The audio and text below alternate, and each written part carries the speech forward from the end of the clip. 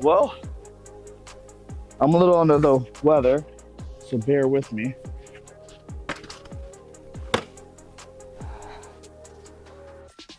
It's up and running. If you've been following along, part one, we did the intercooler install just to make sure it fits with the splitter.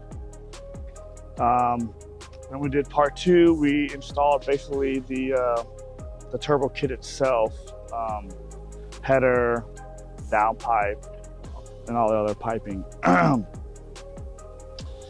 There was a small issue which held me from starting it up in the last video, which the main two reasons were the oil drain was a little short by about 1.5 inches.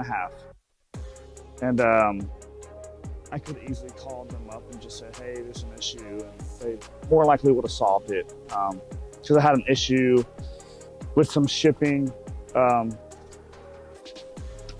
problems, not caused by them, but I had to return the intercooler and they shipped me one right away.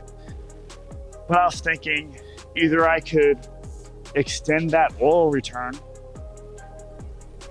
which puts it in between kind of the turbine and the compressor wheel in between. And if I ever had to like work on it, or if there's a small leak, it's just kind of a pain.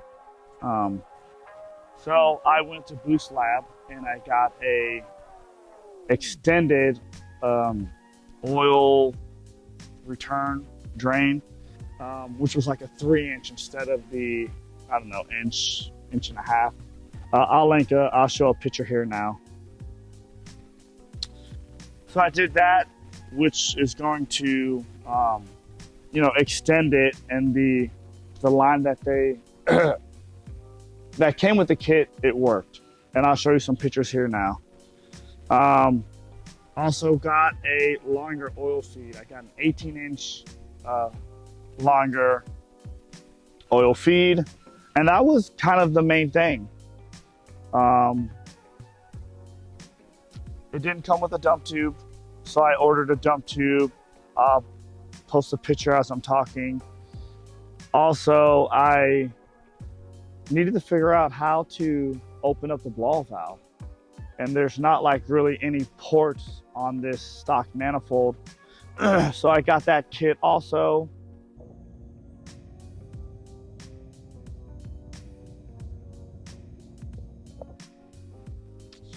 What else? Obviously, I wrapped the header, the downpipe, put the turbo blanket on, wrapped the cold side and intake, and that gold reflective, so it doesn't really absorb the heat. We had to relocate the color fittings oil cooler. Now it used to sit, it would have sat behind the intercooler, but at the location, with it being so high, it hit the top section of the intercooler. It probably would have worked if I was able to maybe lower it kind of flush with the intercooler. But then I thought, road racing, how efficient would that be? So I thought, well, I already have the shroud, which is a Jackson Racing shroud, on the color fittings, oil cooler kit. I was like, man, if I could just move it out of the way, do some kind of ducting, maybe it might work. So it's not tested yet, but this is what I came up with. I had to get an extra, I believe this was like 68 inches. I had to get that line. I used the line that came with the kit, the longest side, for the shortest run, and that fit perfect, as you can see here. Because I already had the shroud and everything, and the color fittings bracket, as you can see, I took it, bolted it here, and then I'll get you a close-up in the back. I was like, let me just use what I have. Instead of spending more money, trying to sell a used kit and buy another kit in hopes that that other kit would work, like maybe a Greddy or HKS. I think there's another brand that it throws it kind of right in here in front of this wheel well. Comes with like some ducting, but it's like I still got the race bred chassis mounted splitter. I got an intercooler here, so there's still no real guarantees. And I spoke with a couple guys online and no one really had a solid answer. So I was like, whatever, I'll use what I have.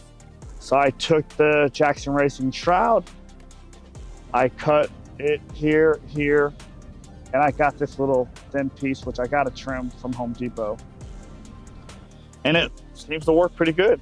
It's solid, it's, you know, it's mounted pretty good. So that's kind of what I had to do to get the oil cooler to work with this kit. One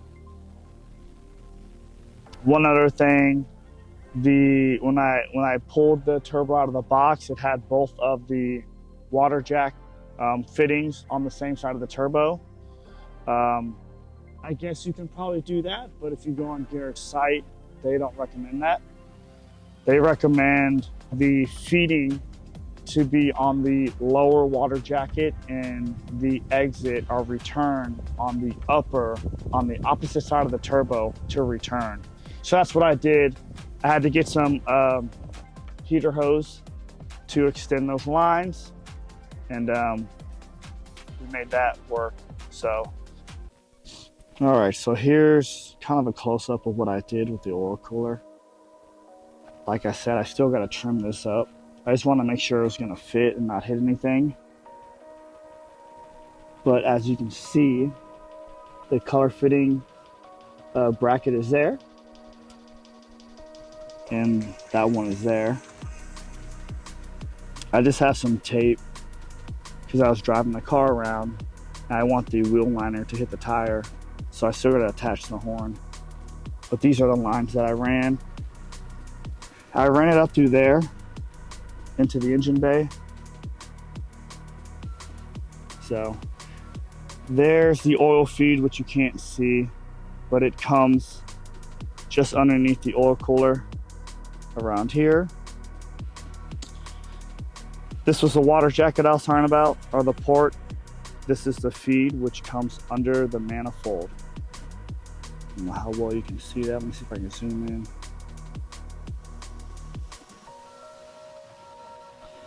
Anyway, so it comes from underneath there, feeds the turbo on the bottom, exits on the top, and then returns to that. So no issues there. You notice I'm not running the blow-off valve because I've been driving the car just to make sure that it doesn't leak oil, there's no funny noises. The connectors are tight, but I gotta unbolt this like plastic harness. I can move all that stuff out of the way. This was the kit again, and I'll post a picture.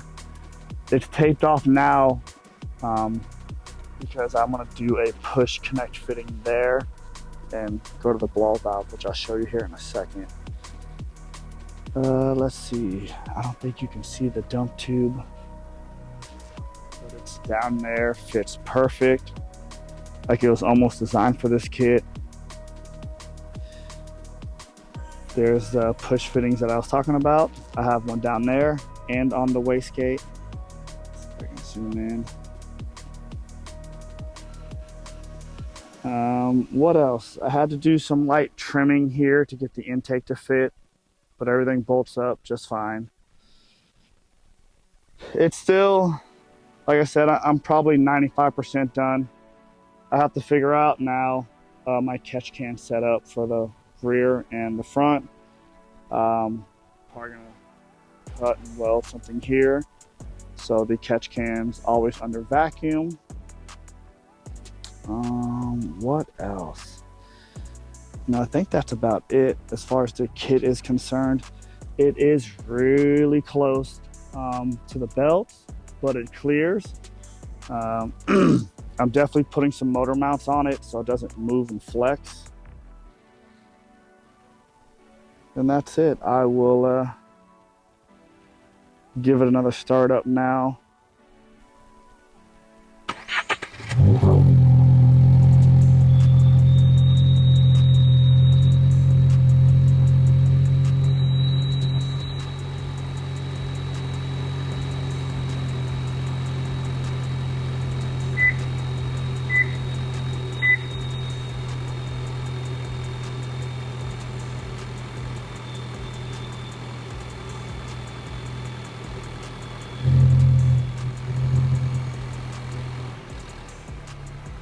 So as you can tell, it is a lot quieter.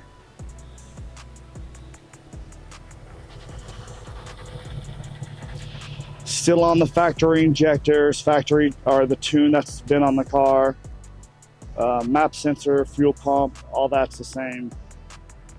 I've ordered the kit from Counter Space Garage so we can start tuning. And this is what it sounds like with the equal length header.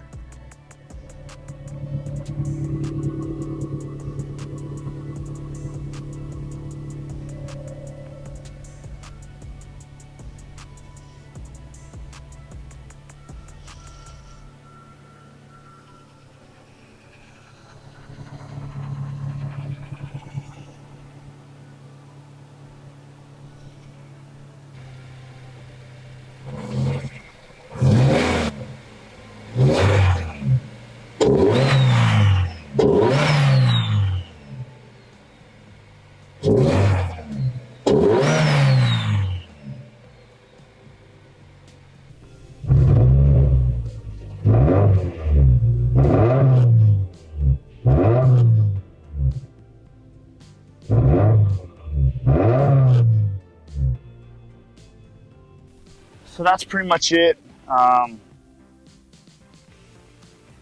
The kit,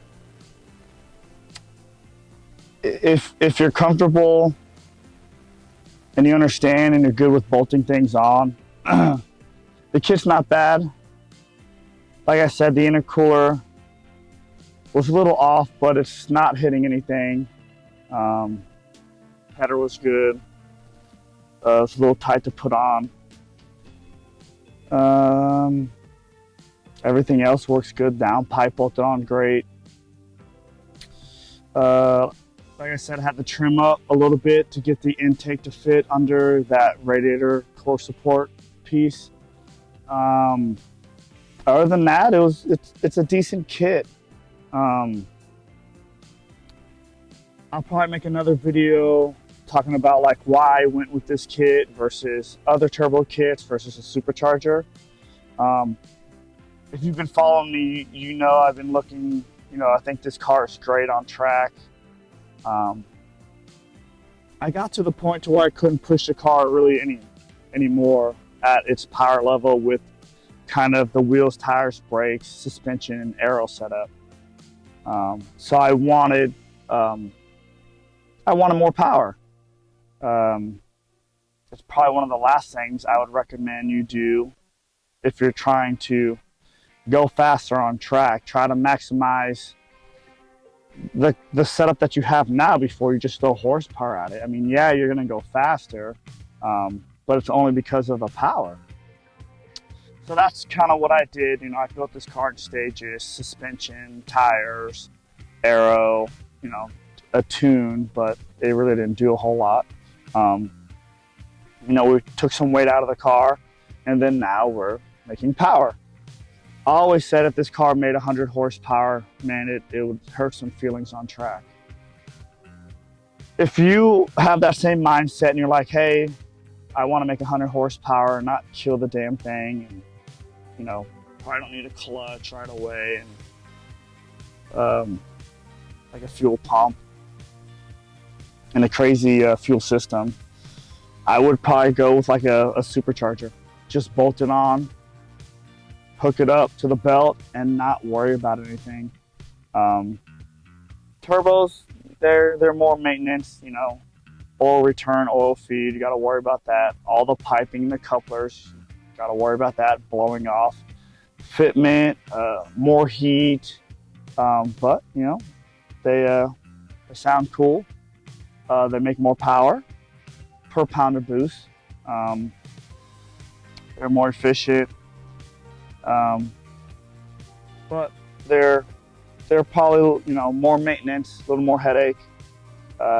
Next for the car, you know, we're doing motor mounts again, down pipe header, all that stuff. I don't want it flexing, so we're gonna make sure everything's solid. I already have the trans mount, so we're gonna do that. Definitely doing a radiator, may do a cooler thermostat, bigger hood vent. It's really heat management, you know, keeping this thing cool. I'm running, it's set to 7 psi. Who knows how efficient, or with the dump tube and where the wastegate is mounted, how much boost I'm really gonna make. I really don't want to push over 10, and if we're seeing 10 psi in like 5th gear or whatever, I'll probably turn it down a little bit. I feel, I mean, on E85, I'm just gonna guess, on E85 on 7, call it 8 pounds, maybe 9, this thing's gonna clear over 400. That's just my guess. I really don't want to be that high. I like to be between 350 and 400, so call it 375 on, you know, 7 pounds of boost. And that's an extra 100 and, gosh, 50 horsepower. That's a lot. That's a lot. And obviously I'm rolling the dice. You know, these things are blowing up stock. Throwing extra heat and cylinder pressure at it, it's probably not going to help it.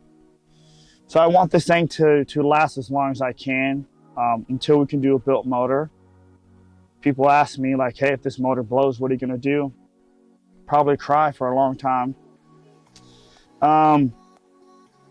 If I couldn't do a drop-in built motor from like IAG, which it's probably the easiest, cheapest thing to do, I mean, I'm so far into it now, it will probably see a K-swap turbo. But I would like to keep it Subaru. So let's hope IAG or somebody can just do, you know, and it's really just the rods. And you probably want to lower the compression. So pistons, rods. I can't see myself wanting to run, if the motor can take it, you know, will the trans take it? And then let's just say the trans can take it. Can this platform hang on to 500 plus horsepower on the track just due to traction? I don't know. But we're far away from that. Next steps, like I said, I already ordered the radiator. We're gonna get it tuned, counter space, so Zack, motor mounts, heat management, and then we should be ready for the track. I'm hoping to keep it around that mid to upper 300.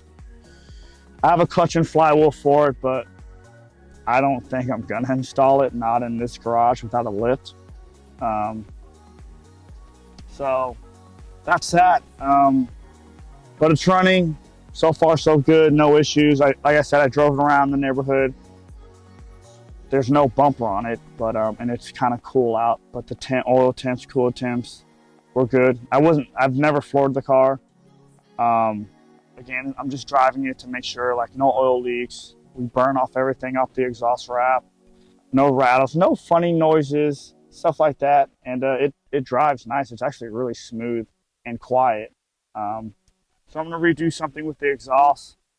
Probably do like a 4-inch straight pipe with the turn down at the end, because probably gonna cut the bumper some more, and we're gonna play with the aero some more, try to flatten the floor, and talk to Zebulon, you know, more aggressive splitter and side skirt extensions, and probably like a dual element wing and smaller mirrors, and I don't know, the list goes on and on. But